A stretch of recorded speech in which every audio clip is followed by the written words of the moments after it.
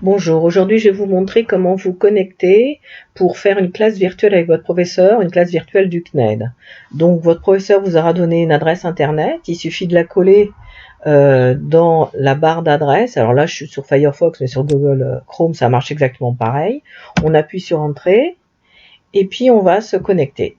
Voilà, donc on attend, hein, selon la qualité de votre réseau, ça va mettre plus ou moins de temps. Alors vous saisissez votre nom et votre prénom. Hein. Donc là, moi j'ai mis Véronique BP. Et puis après, vous cliquez sur rejoindre la session. On attend toujours. Voilà. Bien entendu, vous demande l'autorisation d'utiliser le microphone. Donc vous autorisez. Alors moi j'en ai deux, donc pas de souci. Vous autorisez à chaque fois. Et là on se connecte. Donc là vous arrivez sur la page que vous partagez avec votre professeur. Alors je vous explique un petit peu. Donc là vous voyez il y a le petit bouton qui vous indique que vous êtes connecté. Là par défaut votre micro est éteint, donc vous ne pouvez pas parler. Donc il suffit d'appuyer dessus. Voilà, je le désactive parce que sinon vous allez entendre. Donc on appuie dessus pour justement entendre le son. Et puis ici, vous pouvez demander la parole. Parce que dans une classe virtuelle, c'est comme en cours, il faut demander la parole parce que sinon tout le monde parle en même temps, puisqu'on n'est pas face à face, et donc ça fait un brouhaha et ça ne sert à rien.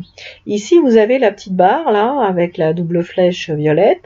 Vous appuyez, et là, vous allez avoir la possibilité ici de chatter, ici.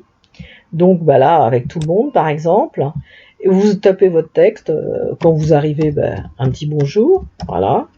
Vous n'avez plus qu'à appuyer sur Entrée, et hop, le petit message est envoyé, et tout le monde le voit s'afficher ici. Voilà. Donc, vous pouvez aussi paramétrer, alors, certains élèves ont eu des difficultés, alors vérifiez par exemple que votre haut-parleur n'est pas à 0, parce que s'il est à 0, fatalement, ça ne fonctionnera pas très très bien. Voilà.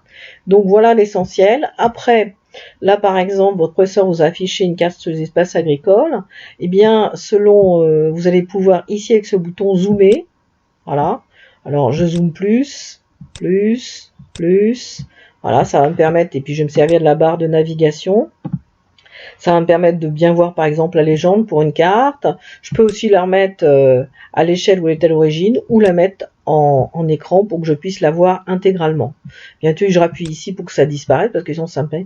Là, si votre professeur a activé la possibilité que vous puissiez dessiner, vous pouvez par exemple rajouter un rectangle. Je vais faire un rectangle.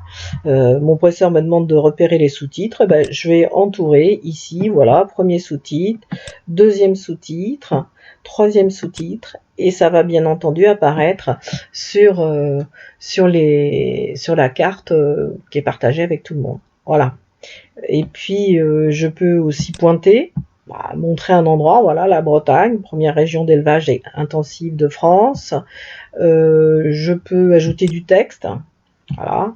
Alors je peux sélectionner la couleur du texte. Alors ça peut être intéressant parce que si votre professeur vous demande de compléter une carte, les mers vous les écrirez en bleu, mais par contre les villes, les pays, les régions vous les écrirez en noir. Voilà. Donc ça permet, voilà, je tape un texte par exemple. Donc je peux taper ici un texte, ici, je vais le taper ici, France par exemple, voilà. Voilà. Donc là c'est écrit tout petit, mais si je zoome, je vais le voir en plus grand. Voilà. Donc entre parenthèses, j'ai écrit France en minuscule, vu que c'est un pays, j'aurais dû l'écrire en majuscule. Bon, voilà. Donc c'est quand même assez facile. Durant la session, donc vous appuyez ici pour demander la parole. Si jamais vous avez appuyé par mégarde, vous pouvez appuyer dessus, ça annule la demande de parole. À la fin, votre professeur va vous demander de vous déconnecter. Plusieurs possibilités. Soit vous allez ici et vous avez quitté la session. Soit vous allez ici. Et là, vous allez quitter la session. Il suffit d'appuyer, quitter la session. Alors, il vous demande si la connexion était bonne ou pas. Alors là, elle était excellente. Donc, on appuie sur excellent. Et puis, il n'y a plus qu'en bas, soumettre et quitter. Voilà, c'est fini.